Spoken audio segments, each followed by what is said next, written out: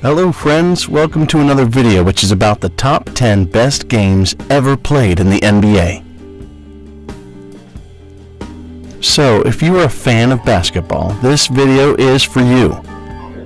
Before starting the video, kindly take a minute to subscribe to my channel and make sure you click on the bell icon so you won't miss any updates. Let's get started.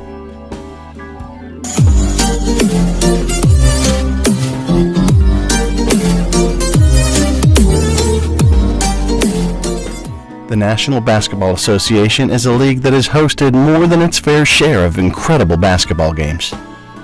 We've seen many historic games. This is a list of 10 of the NBA's greatest games. These are the games that are highlighted in the league's history books, including in every montage and highlight reel, and immortalized as the subjects of documentaries. While there are undoubtedly many more games that deserve to be included on this list, the video would have been way too long to share, so I picked these top 10. Number 1. Los Angeles Lakers vs. Philadelphia 76ers. Results of this game, Los Angeles 123, Philadelphia 107. It was the NBA Finals, Game 6, May 1980. Preoccupation took hold at Spectrum, Philadelphia. In Game 5, the Lakers' superstar center, Kareem Abdul-Jabbar, seriously injured his ankle and was taken out of the game. He wasn't permitted to travel to Philadelphia with the team to sit on the sidelines. Losing one of their vital players, the duty to fill the hole left absent by Kareem would fall decisively on the shoulders of Magic Johnson. In reaction, the Lakers placed their star point guard at the center position. The results?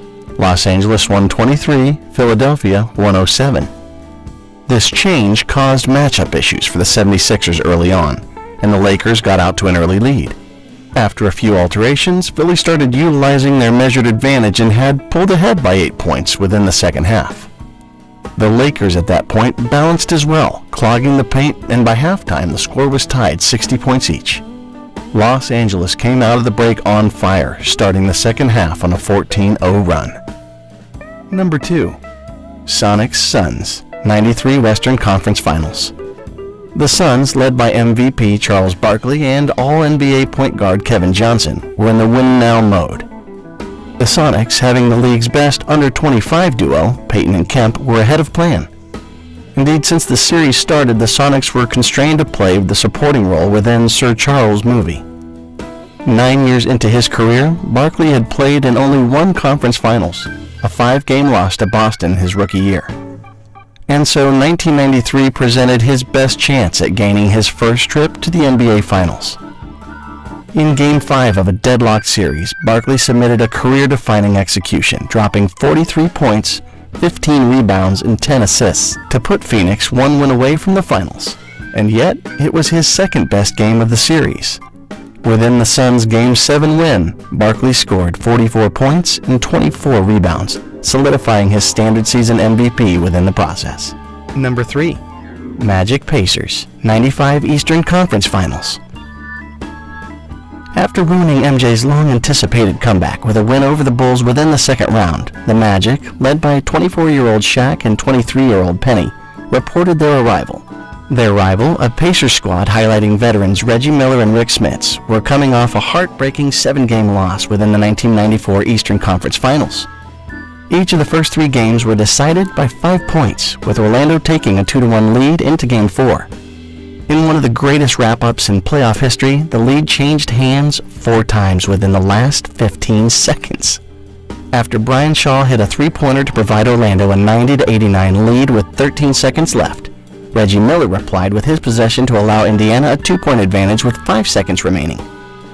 At that point, Orlando recaptured the lead with Hardaway's tray with 1.2 ticks left, setting the stage for Rick Smits' series-tying buzzer beater.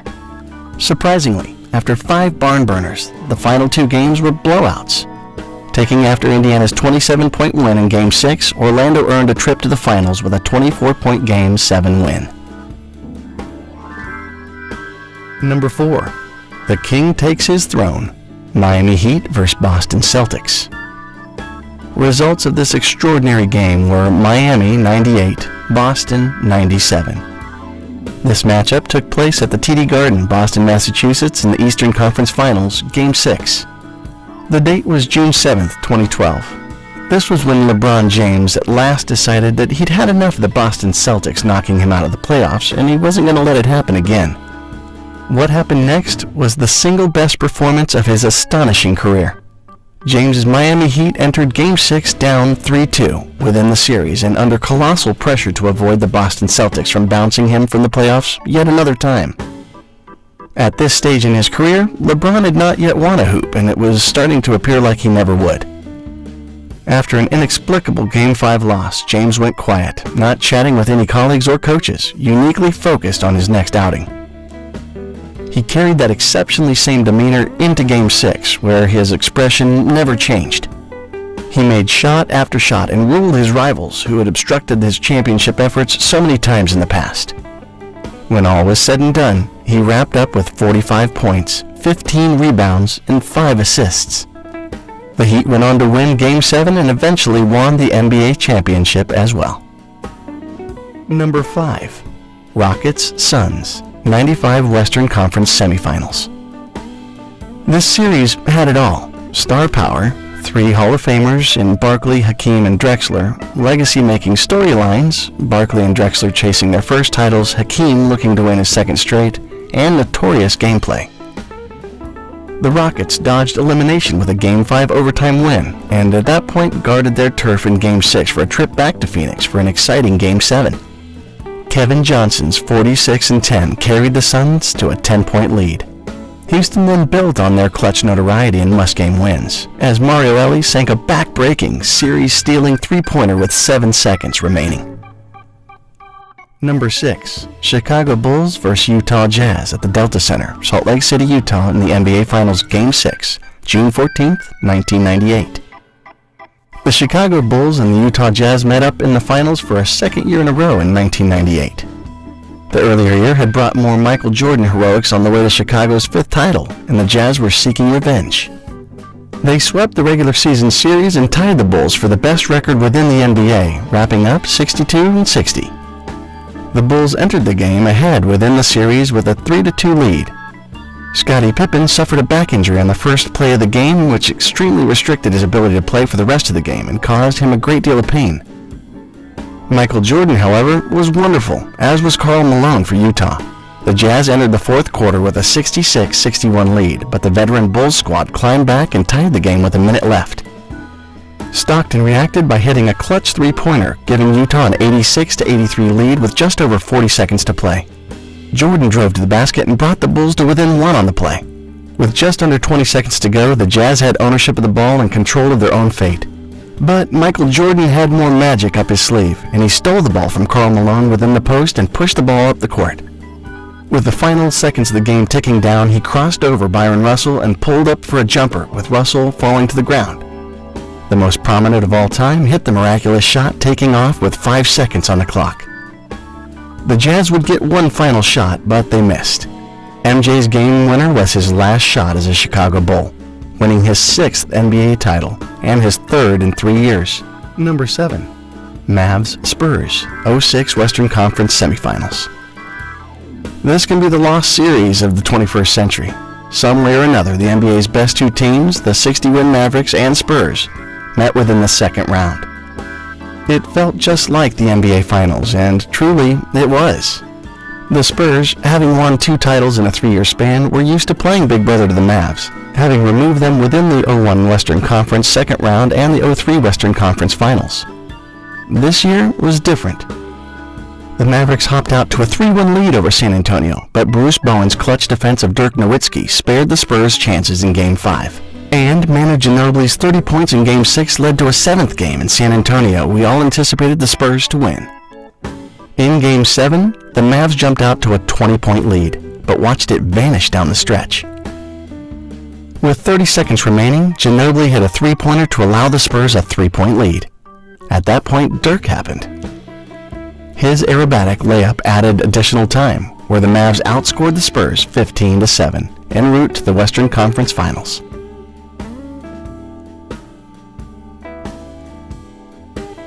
Number 8. Zeke's heroic quarter, Los Angeles Lakers vs. Detroit Pistons. When the Pistons met the Lakers in 1988, Los Angeles was the experienced team within the championship family, where Detroit was hungry for theirs to begin.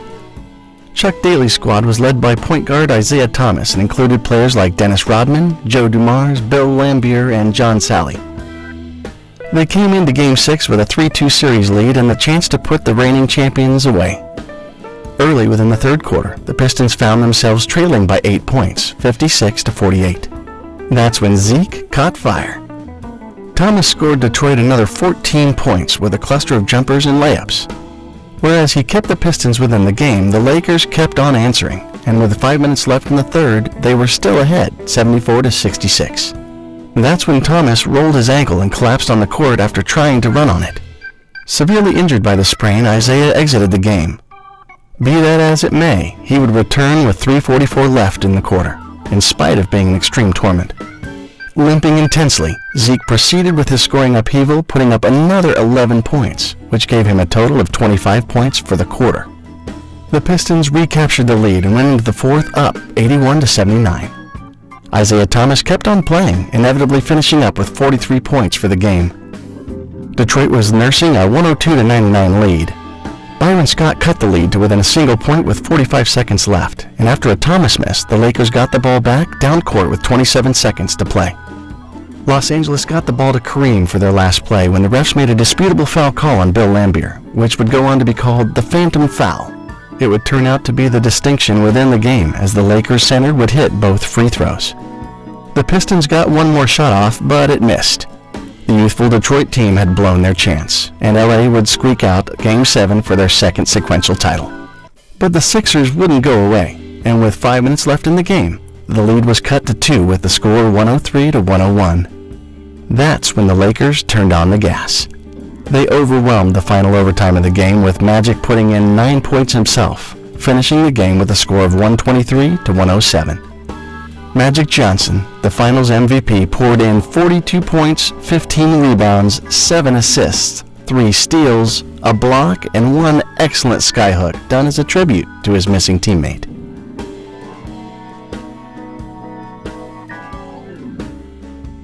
Number 9. Los Angeles Lakers at San Antonio Spurs at the SBC Center, San Antonio, Texas in the Western Conference semifinals. It was Game 5, May 13, 2004, when the Lakers and Spurs faced off within the 2004 Western Conference elimination rounds. It was a matchup of champions from the past 5 years. The series was tied 2-2 entering the contest, with the Lakers looking to retaliate for their disposal at the hands of San Antonio the year earlier. Los Angeles was up big but blew a 16-point lead within the third quarter. In the waning minutes of the fourth quarter, the Spurs were down 2 points, 72-70. On what might have been the final play of the game, San Antonio's Tim Duncan got the ball 20 feet from the basket and shot a fadeaway jumper off the dribble over Shaquille O'Neal. Unrealistically, the shot went in, putting the Spurs up 1 with fractions of a second left on the clock. After a few timeouts, the Lakers last inbounded the ball at half court. The winning shot? The defense was focused on denying Kobe Bryant the ball, which left Laker point guard Derek Fisher open between the elbow and the three-point line. He got the pass, turned and shot, sinking the shot and winning the game right at the buzzer. The Spurs felt that the clock started late and challenged the loss, but it stood, and the Lakers went up 3-2 to win the series.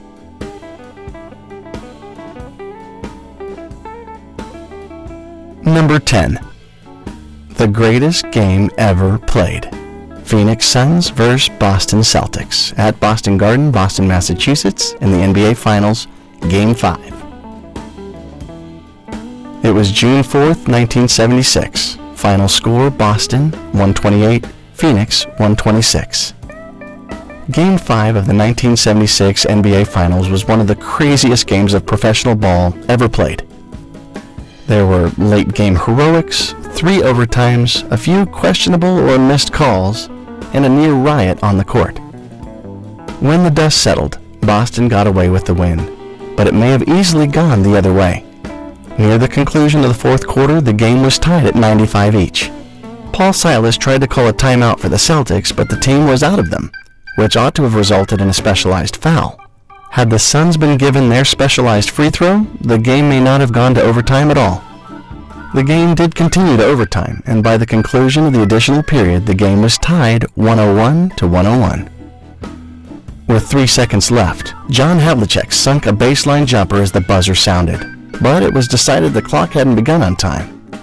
With 20 seconds remaining within the second additional time, the Celtics were up 109-106 thanks to the innovation of the three-point line.